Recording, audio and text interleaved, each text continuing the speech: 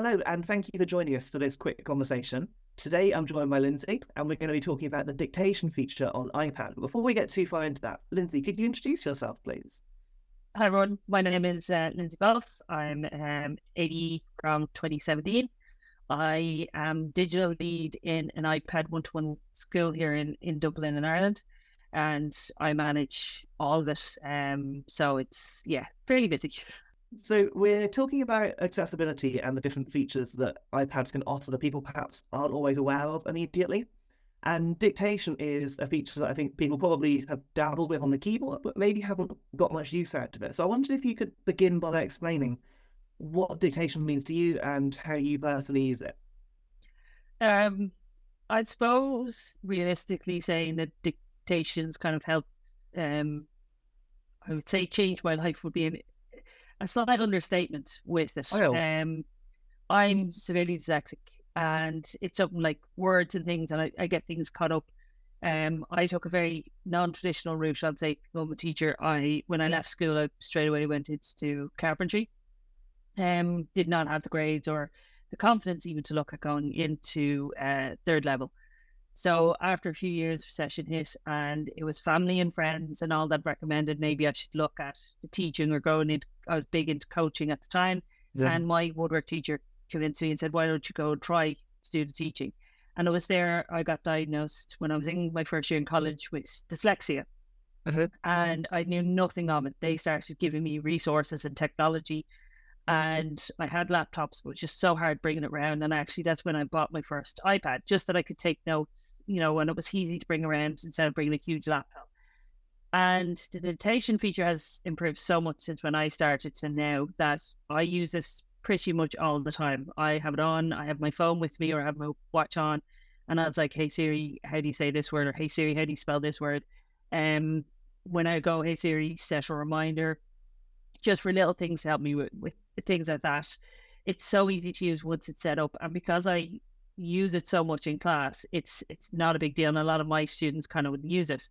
But with dictation, I'm very open with it now, and I say to my students before, like when I was in college, I wouldn't use the library because I had, I was using a different type of software to talk into my computer, and you had to have this big headset, and it was, very obvious that you were a little bit different, and it wasn't a nice thing to kind of do in the middle of a library. So I would isolate myself a little bit, but this has made me, as I said, I can be anywhere. As I said, I have my iPad, I'd have my phone, anything like that, would have one of my devices with me. It just makes me more confident, even when I'm writing essays.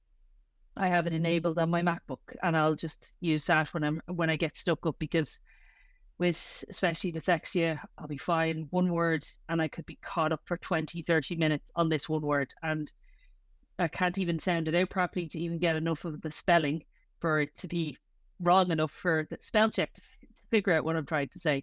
So dictation has really, really helped me and made me more confident, with speaking or even writing emails and essays and things like that. Lyndsey, thank you for sharing that. That's a really inspiring story, and I'm really, really grateful that you've shared that with us. It reminds me of when I was younger. My granddad had his first computer. It was back in the days, so it was like a massive box, and he bought a software package for dictation, and I remember the hours and hours he spent trying to train it to his voice, and then he was really excited and it would just spit out gobbledygook. And I remember the time commitment to get it set up and to get it working. And when I think about dictation now and how it just literally works on the tap of a button, it's incredible how far technology's come and how it's opening doors for people all around the world. It's unbelievable how simple it is. When I first started college, I was naturally dragon speaking or something it was called. It was a very expensive software, and I was looking at my college got it for me, and it said the amount of time, and it only worked on a laptop, and it said the laptop I had was about this thick. So you were trying to carry that around and open it up and start in between. It was just so heavy. And when I changed over to an iPad, it made such the world of difference. The fact it was just get going. And as I said, the difference now with dictation to that, like even, I'll just get it to "Hey Siri, send a message to," and dictate the message. Oh, hang on. I could see one of my devices and think, "Don't go, no, don't do that yet, please." But the fact of how simple it is to set up, and for kids, especially, with students that would struggle with SEN, that one of the things, and I've always kind of said it, why I love kind of with iPads or any sort of Apple technology, it's never more than 3 steps to get to something. And that's huge for anyone, especially kids and students that are using this, or someone that might struggle. Even as I said with my parents, my dad's great at tech, but my mom, I use all my teacher patience. But even when I'm getting her set up on a thing of it's only 3 steps, and that's so manageable. And I think that's what's fantastic. And that's why accessibility, if it's used more and it's celebrated more and it's brought more into the mainstream, that this isn't a thing that just only somebody who's going to struggle needs to use it. We talked about how simple it is to enable, how it's just a few steps. Let's have a very quick look in case people are wondering how to start it on their iPad, and then we'll come back to this conversation. To make sure you've got it enabled, jump into Settings, and then on the keyboard option under General, you're going to scroll right down to the bottom.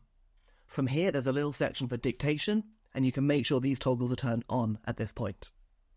And it really is as simple as that. You can now jump into any app that uses the keyboard. I'll go for this document in Pages, and then when you start typing, simply press the Dictate button next to the spacebar, and then talk to your iPad just like this. Now, whenever I speak words out loud, the iPad will transcribe them onto my page for me. And this works in any document, not just a Pages document. You could be reading a website in Safari, you could be writing an iMessage, just about anywhere you can type using the keyboard, Dictation will be an option for you. You can see it's pretty accurate, it's not 100% yet, but of course you can then go back and make changes should you wish to. And that's Dictation on the iPad. One tap and you can just talk away and it will transcribe what you're saying. As you can see, it's so easy to enable Dictation, and as Lyndsey's mentioned, you can use it through tools like Siri, or you can use it direct from the keyboard as well if you're typing a document or typing in text boxes. Lyndsey, how do your students get on with this? Do you find a lot of them opting to use it? Is it kind of half and half? How does it fit into your classrooms? I'd find a lot of students in my class now, as I said, like in certain aspects, yes, because I would have predominantly a lot more SEN needs in my groups than I would say in the average class. So I would see it a lot more because I'm using it. It's everyone's kind of very comfortable in using it. So when they're writing, we have things in Ireland called CBAs, classroom-based assessments. Okay. So when they're doing things like that and they're writing or they're coming up with notes, I'd see a lot because, again, if they're doing their project work, they'll have to say, right, they'll set their to-do list for next. They're like, okay, next I need to do this, then I'm going to do this, then I'm going to do this. And they'll make little check notes and things for them. I've definitely some of the students that have EAL, they really like using it because, again, they're, speaking the language would be a lot stronger than sometimes written it. So the fact of being able to speak the word and seeing what it comes up as is invaluable for them because, again, it's helping them come to grasp with maybe a language that isn't their strong suit. And so there's so many different ways in that we'd use it.